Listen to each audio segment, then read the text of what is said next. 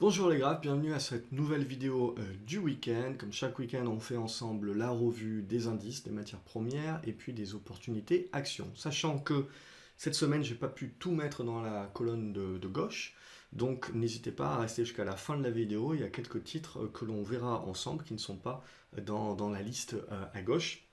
Donc n'hésitez pas à aller à la fin de la vidéo. Comme d'habitude, si vous appréciez ces vidéos, n'hésitez pas à laisser un pouce en l'air, à la partager également. Ça fait toujours plaisir et également donc en commentaire, n'hésitez pas à partager les actions que vous suivez. Quel est votre sentiment du marché? Ça permet voilà, de rendre tout cela le plus exhaustif possible et justement de faire profiter un petit peu l'ensemble de la communauté de tout ce qui peut être vu, sachant que voilà, je ne peux pas parler de tout dans cette vidéo également. Donc j'essaye de faire au mieux. Donc qu'est-ce qu'on peut se dire sur le CAC 40 hein? La même chose que la semaine dernière, dans le sens où Trump s'est rendu indispensable hein, sur les marchés boursiers, on l'a encore vu cette semaine. Donc c'est simple, qu'est-ce qui peut faire baisser les marchés? C'est simple, c'est uniquement Trump qui va le décider. Et puis derrière, je pense qu'on peut découper l'année en deux parties. Et pour moi, le gros pivot, c'est éventuellement les élections américaines. Si on voit Trump s'est rendu indispensable pour les marchés, donc on peut se dire un marché sans Trump, et éventuellement avec un démocrate en tant que président, potentiellement, ça peut être un déclencheur de tension pour le marché. Donc éventuellement, on verra à partir de juin, très certainement, là où on va commencer à avoir des sondages un petit peu, voir déjà qui c'est qui gagne la primaire des démocrates.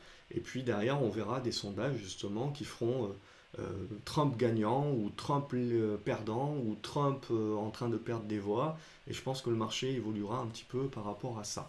Sinon, à part ça, on va avoir évidemment la semaine prochaine la phase 1 de la guerre commerciale. On aura très certainement le contenu. Contenu, à mon avis, qui ne va pas casser trois pattes à un canard. Et l'idée, voilà, c'est de se dire, est-ce que le marché va vendre la nouvelle ou pas? On peut déjà se dire que le marché a très certainement déjà intégré le meilleur du meilleur. La question, voilà, et on sait très bien, on a depuis 2019, le marché est soutenu par la Fed et par Trump.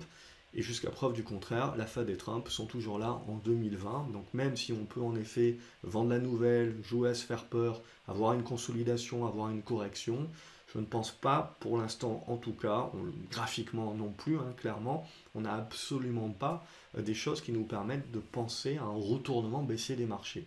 Bien entendu, dès que le marché va perdre 2 ou 3%, on va vous ressortir tout ce qu'on vous a déjà sorti ces derniers mois et ces dernières années pour vous expliquer que ça y est, c'est le top départ du retournement, etc. Mais l'idée, c'est toujours la même chose, c'est que les marchés haussiers, surtout fortement haussiers, ne se retournent jamais à la baisse du jour au lendemain. Ils ont besoin d'abord d'avoir une correction, puis de construire, et éventuellement, quand ils cassent cette construction à la baisse, là, vous avez un signal important.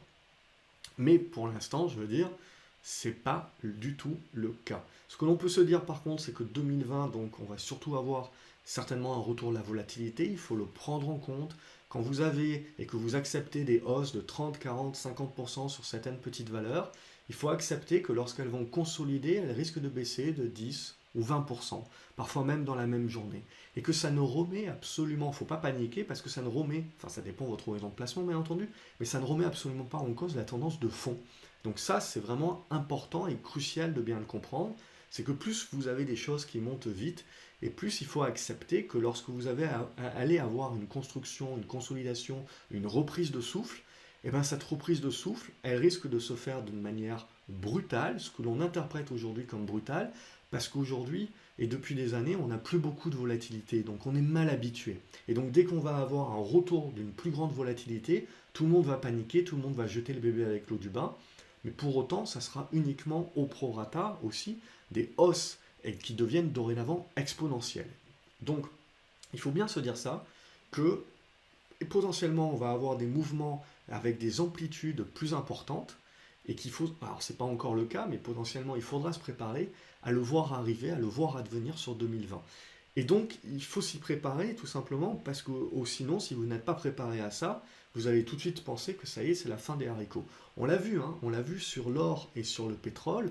Dès que l'or et le pétrole ont rebaissé d'une petite partie de leur hausse qu'ils ont mis en place déjà depuis plusieurs semaines, et bien tout de suite, on voit des gens qui titrent que ça y est, c'est le retournement au marché baissier, que c'est déjà la fin, etc. Il y a fort à parier que dès que le CAC 40 ou les indices vont également mettre une consolidation de 2 ou 3%, eh ben, ça va être la même chose. Ça va être la même chose, on va vous dire que c'est terminé, etc. Or, pour autant, je veux dire, quand vous montez de 10%, il faut accepter que vous ayez un retracement éventuellement de 3%, voire même de 5%, et pour autant, ça ne remet pas du tout en cause la tendance de fond. C'est la même chose. C'est la même chose actuellement. Quand vous gagnez 30, 40, 50%, il faut accepter que ça baisse de 10 ou 20% et que ça construise. Et comme je vous l'ai dit, c'est l'issue de la construction ensuite qui vous permet d'avoir à nouveau une tendance à la hausse ou à la baisse, suivant si vous cassez à la hausse ou à la baisse. Donc vraiment, prendre ça en compte, parce que je le vois arriver gros comme une maison, hein, dès qu'on va baisser, potentiellement dès la semaine prochaine, ça va à nouveau être la panique très rapidement, et on va oublier qu'on vient de gagner en l'espace de 4 mois plus de 15%, et dès qu'on va reperdre 2%, ça sera la fin du monde. Donc c'est toujours pareil, la problématique c'est le bruit de marché, ne vous laissez pas aveugler par le bruit du marché, ou tout de suite, voilà, c'est la fin du monde dès qu'on baisse de 2% parce qu'on a oublié qu'on en a gagné 15. Il faut accepter d'avoir des retracements, il faut accepter d'avoir des consolidations, il faut accepter d'avoir des constructions. Et d'autant plus, quand les marchés commencent à mettre en place des hausses exponentielles comme ça, il faut accepter qu'à un moment donné ou à un autre, vous allez avoir le retour de bâton, que ça ne remettra pas en cause la tendance haussière, mais que derrière, ça risque de soit corriger fortement, et puis derrière de rebondir, parce que ça sera vu comme une opportunité d'achat, soit pendant plusieurs semaines, voire plusieurs mois, de baisser doucement, doucement, doucement. On l'a vécu il y a 2 ans, ça déjà, vous pouvez le revoir, avant de remonter, ou alors de faire quelque chose de vraiment à plat. Donc, et là, pour le coup, le scénario de retour à la volatilité sera caduque, puisqu'évidemment, si vous faites une conso à plat, vous n'allez pas avoir beaucoup de volatilité. Voilà, je referme un petit peu la parenthèse là-dessus, et donc on va attaquer sur l'analyse du CAC 40. Donc maintenant, pour en revenir à notre cher CAC 40, c'est haussier, point barre, jusqu'à preuve du contraire. Oui, il y a des risques, il y a toujours eu des risques, et ce qu'on attend, c'est un signal. Pour moi, le gros signal, alors à très court terme, 6005. 6010 points, on repasse en dessous, on se met un petit peu en mode faiblesse. Et derrière, il restera le gros morceau à 5940, 5950. Là, quand on commencera à passer en dessous de ça, là, on commencera à dire on est en train de mettre en place une consolidation, 5870, voire 5810. Mais vraiment, c'est si vraiment la volatilité se relance très très rapidement qu'on reparlera de ces niveaux-là. Je vous les donne quand même. Mais jusqu'à preuve du contraire, pour l'instant, on est haussier, on est positif, donc on peut toujours aller chercher sur cassure des 6065 points, les 6100, et puis on peut toujours casser cette oblique par le haut, bien entendu, et aller chercher très rapidement les 6160 et éventuellement au-dessus, c'est-à-dire des niveaux qu'on n'a pas vu quasiment depuis 2000. Alors quand on dit qu'on n'a pas vu, c'est sur le CAC 40 cash, hein, c'est-à-dire sans les dividendes. Le CAC 40 avec les dividendes réinvestis, lui, est déjà sur des plus hauts, déjà depuis très longtemps, et il continue de les casser, et n'a rien à faire envier au DAX. C'est toujours la même chose, hein, avec les bilans de fin d'année, tout le monde fait des bilans sur le CAC 40, etc. Et on parle des niveaux que le CAC 40 a atteints, et puis on compare ça avec le DAX, pour démontrer la différence. Et la problématique, c'est que le CAC 40 cash ne contient pas les dividendes, le DAX, lui, les contient. Donc si on veut vraiment comparer ce qui est comparable, hein, on compare le CAC 40 avec dividendes réinvestis, avec le DAX. Et là, on se rendra compte qu'on n'a pas du tout à rougir. Ça, c'est dit. Donc, au niveau du CAC 40, voilà pour moi. Hein. Donc, on attend. Évidemment, il y a la guerre commerciale phase 1 la semaine prochaine. Est-ce que le marché décidera de vendre la nouvelle? On peut le penser parce que tout est dans les cours, très certainement. Le meilleur des mondes possibles est dans les cours. Après, bien entendu, il y a un facteur prépondérant, c'est Trump. Et voilà. Et Trump, je veux dire, jusqu'aux élections, jusqu'à ce que le marché se fasse peur éventuellement sur sa non-réélection, et ben c'est l'homme fort. Il a su se rendre indispensable. Et puis, clairement, avec la Fed, il fait clairement le marché. Donc, pour moi, pour l'instant, on ne souffle pas. Éventuellement, sur cassure des 6010, 5950, 5940, on validera un petit peu cette reprise de souffle, mais qui, à mon sens, sera saine, hein, restera saine, ne remettra absolument pas en cause la tendance haussière de fond, Et donc je verrai ça plutôt d'un bon oeil comme une opportunité justement de revenir sur des dossiers qui reviendront sur des niveaux intéressants. Donc ça c'est pour le CAC 40. Au niveau du Nasdaq, c'est exactement la même chose, un hausse exponentielle qui est en train de se mettre en place. Là, on est en train de buter sur les 9040. Mais voilà, c'est la même chose, hein. Il faut prendre en considération, comme je vous l'ai expliqué, que éventuellement les consolidations peuvent devenir plus fortes, plus violentes, plus volatiles également. Mais pour autant, ne remettront pas en cause la tendance. Là, en l'occurrence, pour moi, le premier gros niveau, vraiment avant de parler d'une conso, etc., c'est les 8007. Ça veut dire que vous voyez, vous pouvez éventuellement perdre 200 ou 300 points sur le Nasdaq, ce qui sera pas rien, et ce qui fera un gros chandelier, et ce qui permettra à tous les experts qui veulent vous expliquer et anticiper que ça va baisser, de vous dire, ça y est, maintenant c'est la bonne. Euh, mais tout ça, il faut bien le prendre en compte que ça va certainement devenir la nouvelle normalité, c'est-à-dire que on va certainement avoir un peu plus de volatilité, qui va faire un petit peu plus peur, mais qui finalement, au prorata de la hausse que nous avons connue, n'est qu'un retracement et une reprise de souffle, somme toute, relative. Et donc cette relativité, ça va être vraiment important, je pense, en 2020. C'est comme quand vous avez donc ces actions qui montent de 30 ou 40%. Il faut accepter que derrière, elles sont capables de redonner 10 ou 20%. Et c'est relatif par rapport à la hausse qu'elles ont connue précédemment. Donc, voilà un petit peu sur ça. Et sur l'or, c'est exactement la même chose, hein. Tout le monde un petit peu s'est dit, ah ça y est, on est allé chercher les 1610 dollars. Derrière, on repasse à 1540, ça y est, c'est la fin de l'or. C'est plus intéressant, l'or, etc. Non, c'est une respiration au prorata de la hausse que nous avons connue. On vient quand même de 1480 dollars en ligne droite. Et donc là, ben, on respire. Et cette respiration, regardez, elle confirme le fait qu'on est toujours dans une tendance haussière de fond, parce qu'elle revient, cette respiration, elle revient sur les anciens niveaux de résistance qui dorénavant deviennent support. Donc on a eu les 1550, 1560 dollars, et maintenant on a, vous le voyez, cette zone des 1540 dollars. Donc c'est support, c'est de la consolidation, c'est de la reprise de souffle qui ne remet absolument pas en cause la tendance haussière de fond. C'est exactement la même chose sur l'argent. Donc on est allé chercher, on a briqué, on a fait une montée en ligne droite, on est allé chercher les résistances, derrière on consolide, et là maintenant très certainement on va entamer les constructions. Et ça, on va certainement mettre ça en place sur beaucoup de valeurs. On a vu des valeurs qui ont littéralement explosé, derrière qui vont consolider, qui vont être vues comme des opportunités d'achat, donc ça va permettre de rebondir, et puis derrière à nouveau ça va être vendu, et donc qu'est-ce que ça va vous construire au fur et à mesure? Des figures de congestion. Et c'est l'issue de ces figures de congestion qui va nous donner le là. À la hausse, on continue la tendance haussière. À la baisse, là, on parlera de consolidation, de correction. Et ça, c'est pour tout pareil. Les actions, les indices, et puis derrière les matières premières. Sachant que, bien entendu, on a un autre facteur aussi qui est donc l'euro-dollar, où là, on neutralise plutôt la situation. On est toujours sous cette oblique descendante, on le voit sur l'euro-dollar. C'est-à-dire, tant qu'on ne la casse pas, on n'a pas de signal de remontée de l'euro et donc de faiblesse du dollar, et on n'est pas à l'abri évidemment de remettre à plus tard le scénario et de casser ici par le bas. Donc l'idée c'est toujours la même, donc on en a déjà parlé sur fin 2019, on a vu c'était matières premières, énergie notamment, donc on a bien eu ces rebonds, maintenant on consolide, hein, et donc on est en train de construire. Et évidemment, pays émergents aussi, donc on a le scénario, c'est de dire faiblesse du dollar, pour continuer de favoriser les matières premières, pour continuer de favoriser les marchés émergents. Et en l'occurrence, là on voit, on a une neutralisation actuelle. Donc pour l'instant, c'est neutre. Il faut casser par le haut pour valider le retournement de l'euro, mais ça sera plutôt pas dû à la force de l'euro, mais dû à la faiblesse du dollar, hein.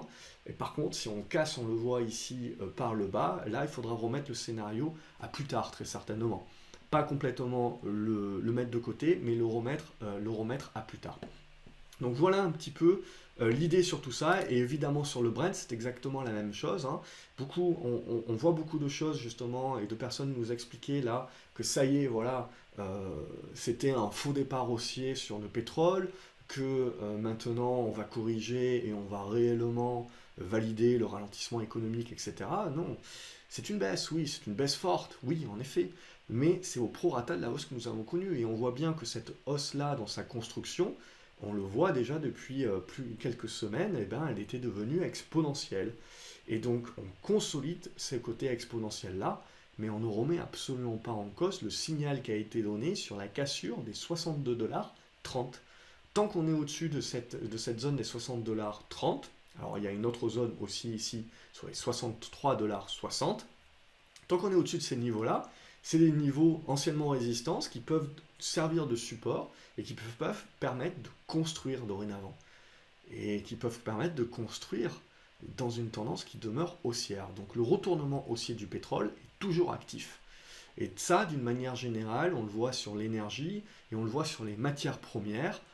On a eu en effet des excès, on a eu des hausses exponentielles, on a des consolidations qui sont au prorata avec la volatilité, au prorata donc de ces hausses, mais qui ne remettent absolument pas en cause les tendances de fond. Et c'est ça qu'il faut retenir et éviter de vous faire noyer dans le bruit de marché où tout de suite, chaque jour, on vous donne des commentaires, etc. Non, prenez du recul sur les graphiques. Prenez du recul, oui, à court terme, on consolide, mais le pétrole, ce qu'il est en train de nous montrer, là, c'est une figure de retournement à la hausse. Alors, potentiellement, il la cassera par le bas, et donc on dira plan caduc. Mais pour l'instant, rien ne permet de le dire. Et pour l'instant, on continue de valider cette figure-là.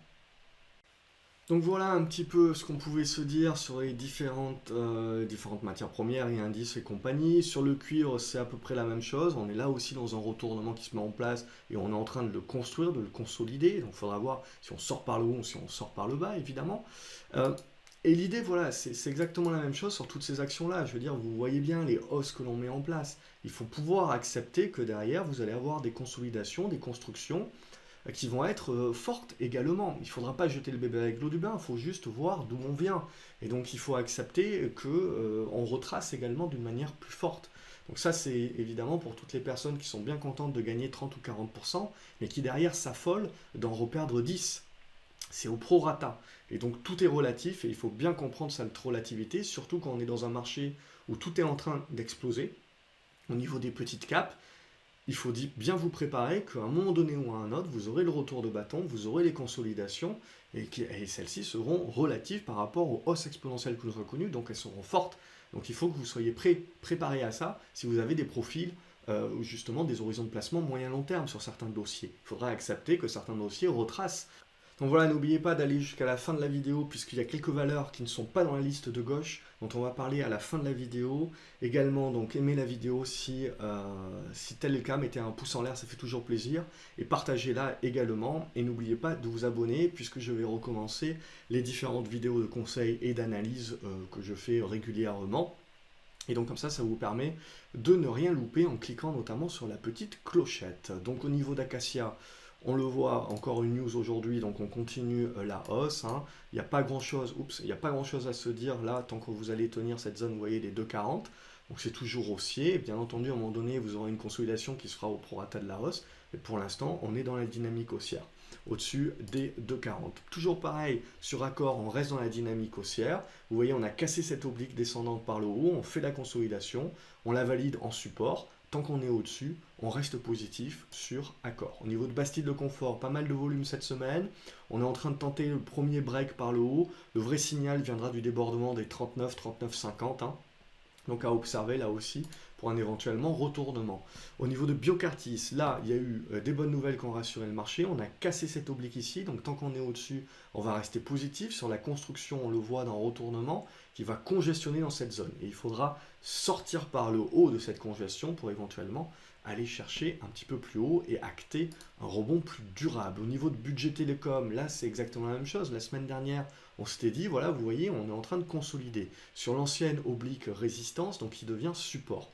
Et donc ça, on s'en est servi comme tremplin. Ce que je dis souvent, c'est que vous voyez, quand vous consolidez d'une manière peu forte, alors que vous êtes quand même sur une hausse exponentielle forte. Quand vous consolidez pas fort, ça veut d'autant plus dire que le titre en a encore sous le pied. Par contre, là, on le voit, on est en train maintenant d'arriver sur un gros morceau, on le voit sur cette zone des 5,20 €, donc qui fait office de résistance, mais je veux dire, la tendance est toujours haussière, tout est question de votre profil, de votre horizon de placement. Central Puerto, c'est la même chose, on avait fait une belle hausse ici exponentielle, vous voyez qu'on la retrace, et on est revenu sur cette zone des 4,15 $, 4 $, et donc là, on est en train de rebondir. Donc maintenant, la construction démarre.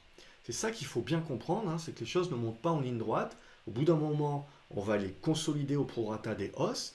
Par contre, ça va être souvent vu comme une opportunité d'achat, ce qui va permettre un rebond Et derrière, ça va commencer, c'est ce qui va permettre au fur et à mesure de faire une construction.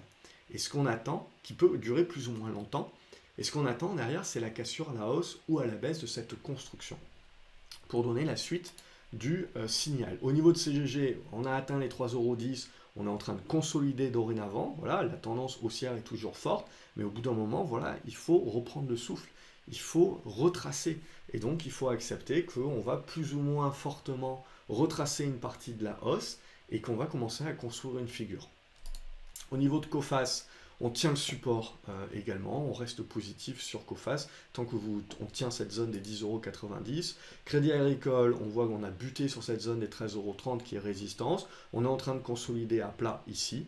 Donc si on est capable de redémarrer, on viendra casser ces 13,30 € et donc le secteur bancaire viendra évidemment nous aider. Par contre, à contrario, on le voit, si on repasse sous cette zone des 12,70, là, on consolidera de manière un petit peu plus forte. Mais là aussi, il ne faudra pas jeter le bébé avec l'eau du bain, il faudra quand même savoir qu'on vient des 10,50 € en quasi-ligne droite, et que donc il faut accepter de redonner un petit peu de ces gains-là pour construire, et pour avoir une figure, et pour pouvoir savoir si on casse cette figure à la hausse ou à la baisse derrière, pour savoir un petit peu quelle est la prochaine tendance à favoriser, à plébisciter. Au niveau des DBV technologies, ben, on a eu l'annonce que l'on attendait donc sur ce mois de janvier, un petit peu en avance, on avait parlé de mi-janvier il me semble. Donc évidemment c'est très positif. Le niveau là des 22,30 €, 22,40 € sert dorénavant de premier support.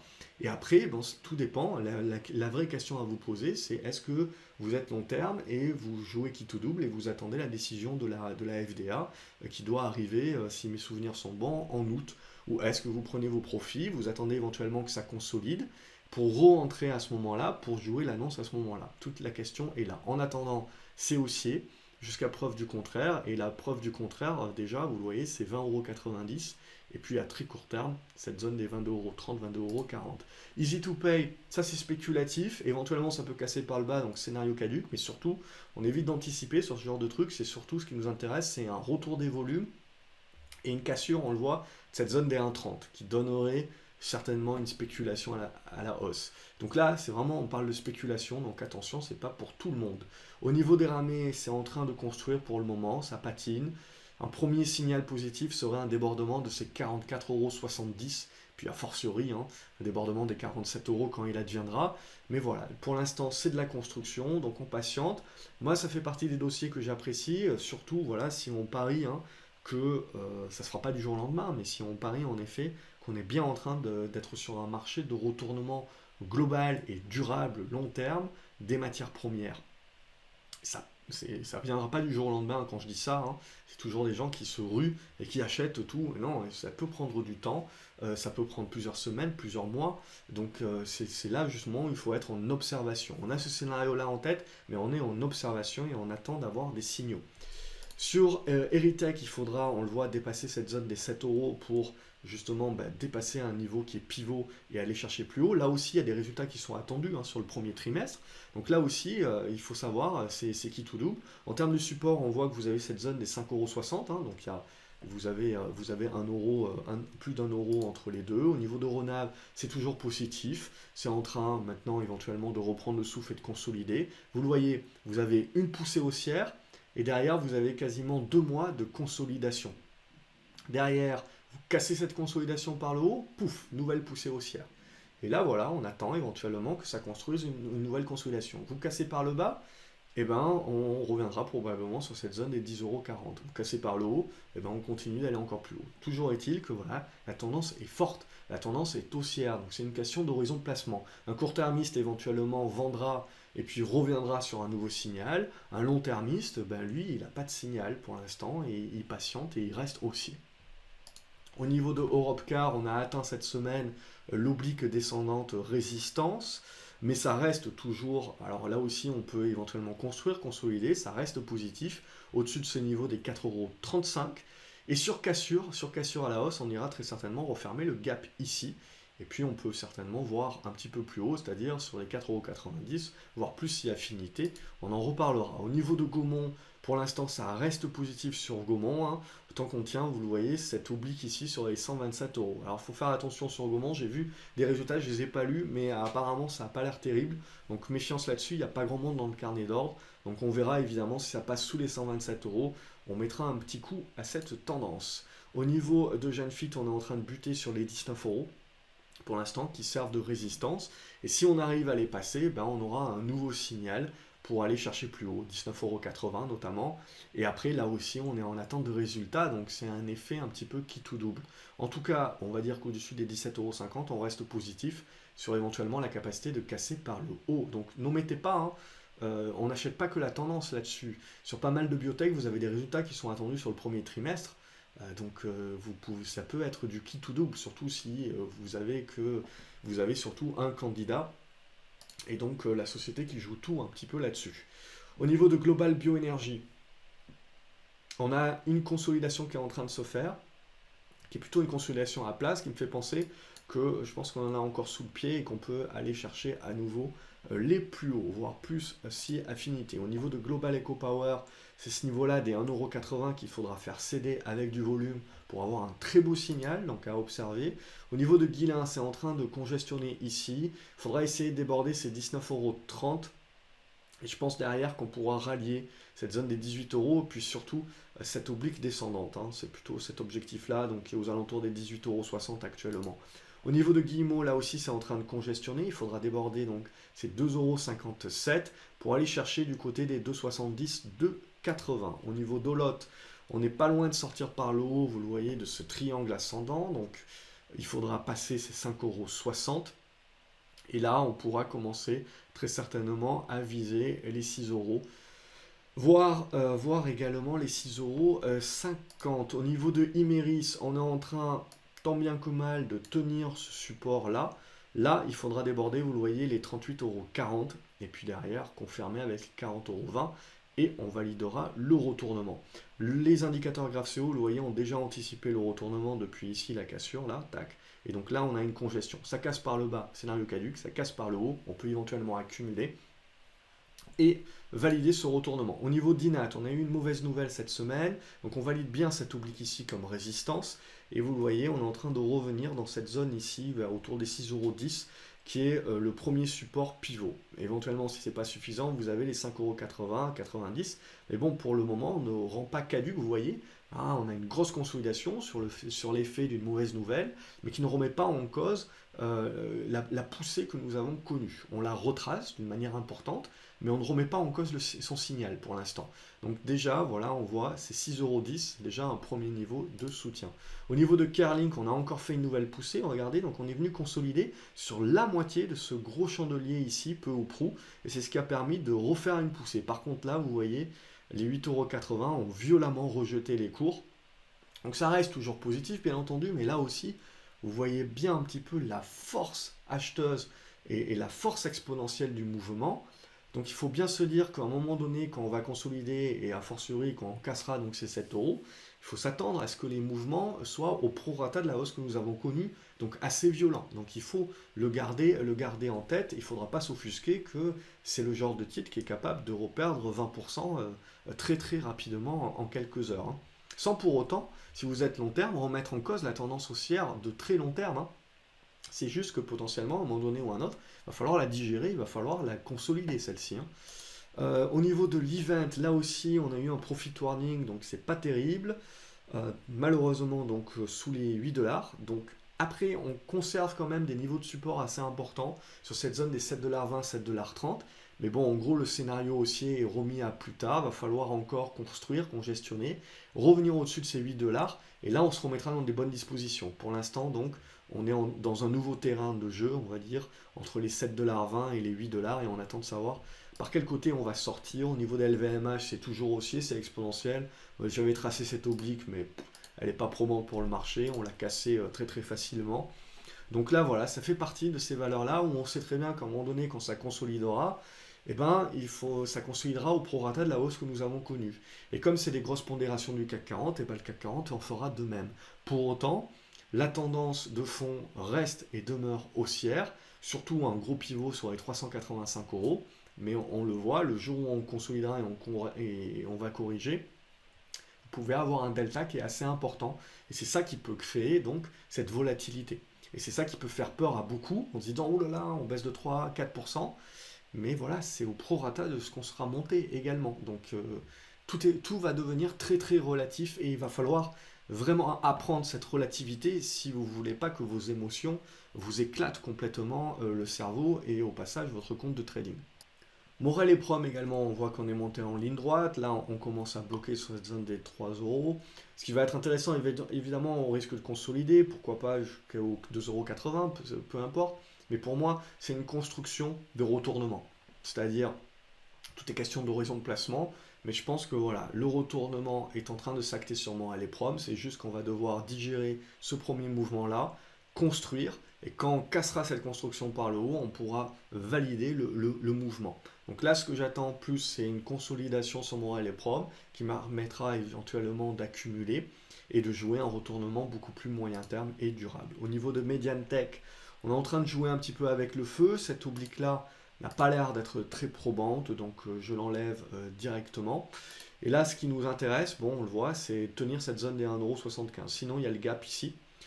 Le titre peut toujours faire une mèche, et puis surtout, le gros morceau, c'est 1,50 €. Sinon, on continue de construire, on continue d'être positif, mais vous le voyez, c'est une figure qui est assez large, donc vous pouvez, donc pas mal de volatilité, sans pour autant avoir de signal. Il faudrait casser par le bas pour rendre caduc le scénario, et casser ici par le haut pour lâcher les chevaux. En attendant, ben vous zigzaguez entre les deux, et c'est assez large, donc les pourcentages peuvent vous faire plus ou moins peur, donc il faut le prendre en considération dans votre taille de position. Au niveau de MGI Digital, on est plutôt en train de consolider à plat. Il faudra revenir au-dessus des 55 € pour se relancer. Au niveau de Nokia également, on a eu un très beau rebond. Alors, on peut toujours continuer à aller plus loin, pourquoi pas jusqu'à 3,80 €, ou alors on peut décider de consolider. Donc ça, c'est toujours pareil. L'objectif, c'est les 3,80 €. On peut aller les chercher, ou on peut consolider en intermédiaire pour éventuellement aller les chercher plus tard. Donc ça, personne n'est devin, on ne sait pas comment ça va se passer. Pour le moment, c'est le type de scénario. On peut voir également le niveau des 3,50 € en support pour moi. 3,50 €, 3,55 €, au-dessus desquels on va rester plutôt positif. Sur, de toute façon, la construction, ça sera pour moi quelque chose à observer.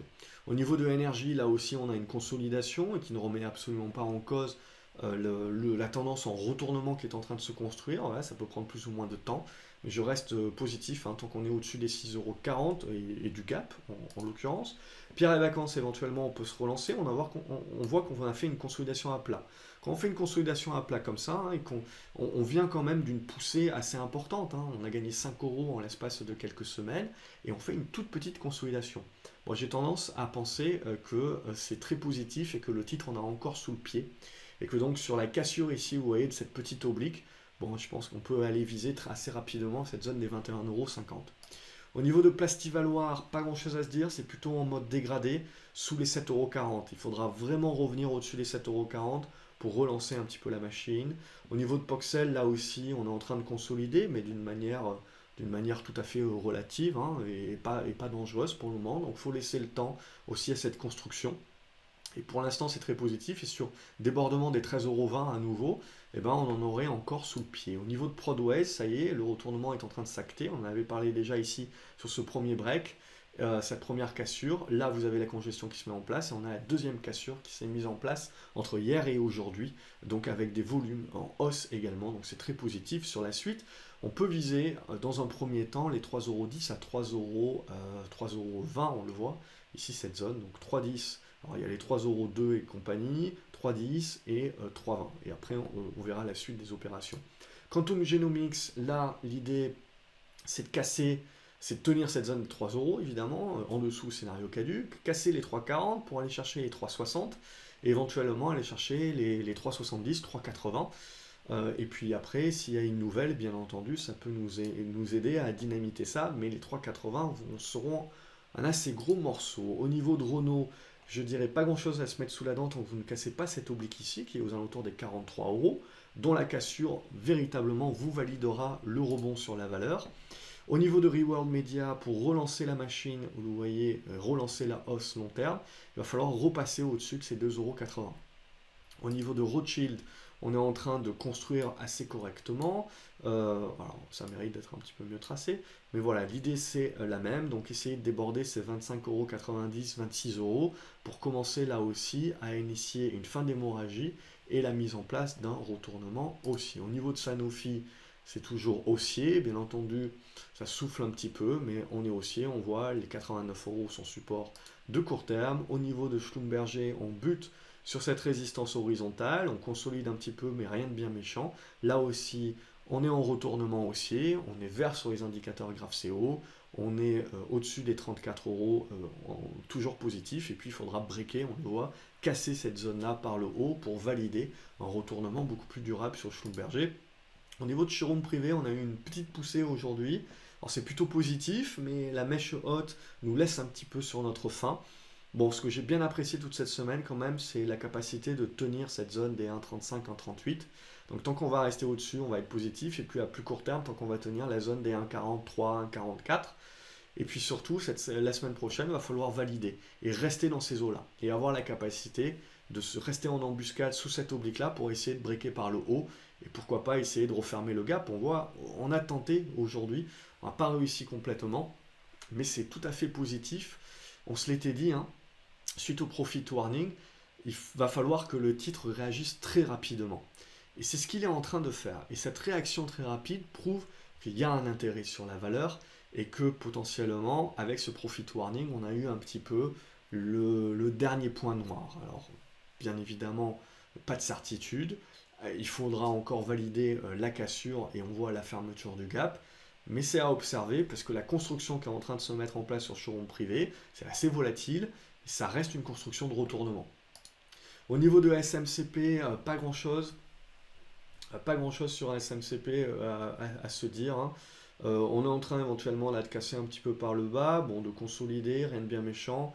Éventuellement, si on devait revenir sur cette zone des 8,70 €, je me laisserai tenter à réinitier une position. Au niveau de TF1, on est en train de revenir sur cette zone des 7 €, 7,10 €. Si ce n'est pas suffisant, il y a les 6,80 €.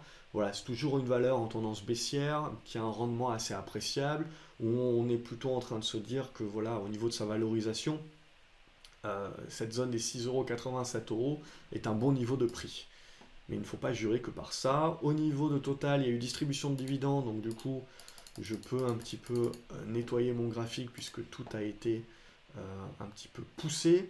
Donc, on est toujours positif sur Total. Si jamais on devait revenir ici, vous le voyez, consolider sur cette zone des 49 €, pour moi, ça serait une bonne opportunité de revenir sur le dossier ou d'accumuler, suivant votre position et votre plan. Je reste globalement positif et ce que me prouve Total, hein, c'est le retournement qui s'est mis en place sur l'énergie. Et ça, Total le prouve. Alors, on peut toujours avoir un pullback, bien entendu, mais pour moi, ça devra être vu comme une opportunité d'achat. Au niveau d'Ubisoft, on continue un petit peu ce rebond. Là aussi, suite au profit warning, hein, ça a été une bonne opportunité d'achat, on le voit. Il y a eu une très forte réaction. Et là, on est en train d'attaquer le dur. Donc, on est en train d'attaquer cette zone des 66, éventuellement jusqu'aux 68 € avec cette oblique descendante. Mais bon, après, ça va être un petit peu compliqué et je pense que le titre aura besoin d'un petit peu plus prendre son temps et de souffler.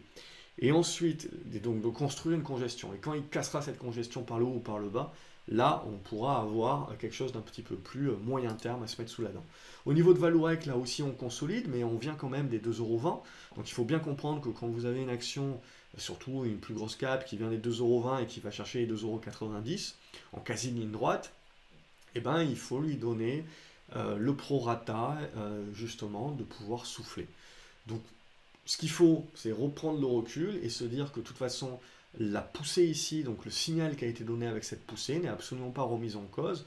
Tant qu'on va tenir, on le voit, cette zone des 2,50 €, 2,55 €. Verimatrix, là, on est toujours en train de faire une belle congestion. Il faudrait déborder cette zone des 2 €, et puis derrière cette zone des 2,10 €, et là, vous aurez un beau signal. Donc, c'est des signaux également des niveaux d'accumulation. Et Walix également, regardez, on est venu en pullback. Donc vous avez une belle poussée, construite ici, nouvelle poussée. On bute là sur cette zone des résistances de 14,50, 14,60. Et derrière, on est venu consolider et on est revenu en fait chercher, vous voyez, cette oblique descendante, donc résistance, cassée à la hausse, qui devient donc support.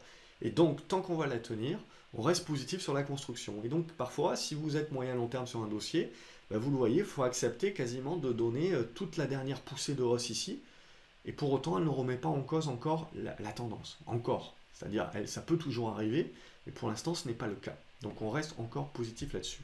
Avant de nous quitter, on va faire quelques actions que j'ai gardées sur le côté pour vous, avec notamment Karma. Et donc Karma pour moi qui est dans une belle congestion actuellement. Et vous le voyez là, si on arrive à déborder ces 19,80 €, 20,50 €, eh ben, on aura à nouveau un signal éventuellement qui nous permettra d'aller fermer ce gap en premier lieu. Là aussi, je pense qu'on peut peut-être retracer un certain nombre de choses avec ces 22 € qui serviront de résistance, mais bon, on validera un beau retournement. C'est-à-dire que là, on avait fait un excès baissier, on a rattrapé cet excès baissier, on a construit là une belle accumulation, une belle figure de retournement, vous le voyez.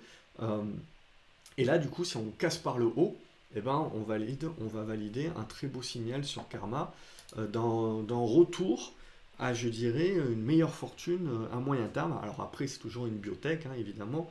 Vous pouvez toujours avoir des aléas X ou Y qui vous font un petit peu plus, qui sont un risque à prendre en compte. Au niveau de groupe open, ça c'est tendance baissière de fond. Par contre, à plus court terme, vous le voyez, là aussi on est sur un dossier qui est revenu sur des niveaux de valorisation assez attractifs. On a eu une première cassure, vous avez derrière la consolidation, et là, aujourd'hui, pam, je voulais vous en parler un petit peu plus tôt, mais c'est parti tout de suite dans l'après-midi, donc je vous en parle là. Mais l'idée, voilà, c'est, hop, on va le tracer ici si j'arrive à bien tracer. Donc on a cassé ici une première résistance, on est revenu chercher en mode support, on a tenu, on remet des volumes et on refait une poussée. Donc là, si on arrive à déborder ces 11,40 €, 11,50 €, on devrait mettre en place un rebond un petit peu plus durable. Alors là, il faudra très certainement le construire après, hein, mais bon, voilà. Donc là, c'est un premier mouvement à jouer. Après, il y aura certainement une consolidation plus forte avec une construction. Et là, les moyens long-termistes, éventuellement, pourront s'intéresser au dossier en mode accumulation. Après, comme vous l'avez vu également, vous avez Orange qui est en train de revenir sur un niveau de support oblique. Hein. Donc ce support oblique-là, on a méché dessus aujourd'hui de manière chirurgicale. Donc on mèche dessus. Maintenant, avant de parler pour relancer un rebond, hein, il va falloir commencer ici, vous le voyez, par casser cette zone des 13,20, 13,30. Et puis on commencera à mettre en place un rebond sur Orange. Et puis derrière, une construction. Donc c'est quelque chose qui prendra certainement encore un petit peu de temps. Mais déjà, la réaction sur cette oblique-là permet un petit peu de stopper l'hémorragie. Ce n'est pas suffisant.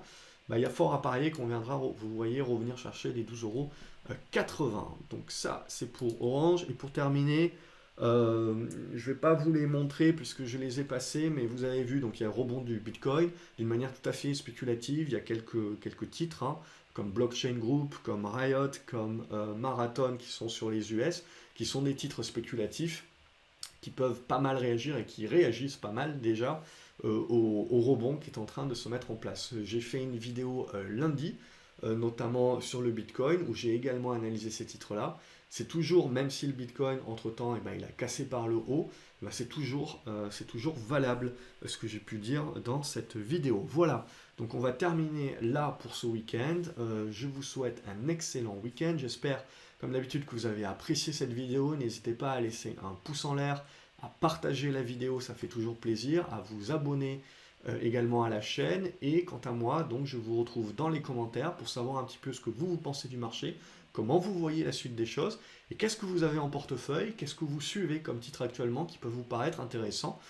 Ça permettra, voilà, d'enrichir d'une manière la plus exhaustive possible cette vidéo pour l'ensemble de la communauté. Excellent week-end à vous une nouvelle fois les graphes, et je vous retrouve donc lundi sur graphcobourse.fr. Salut!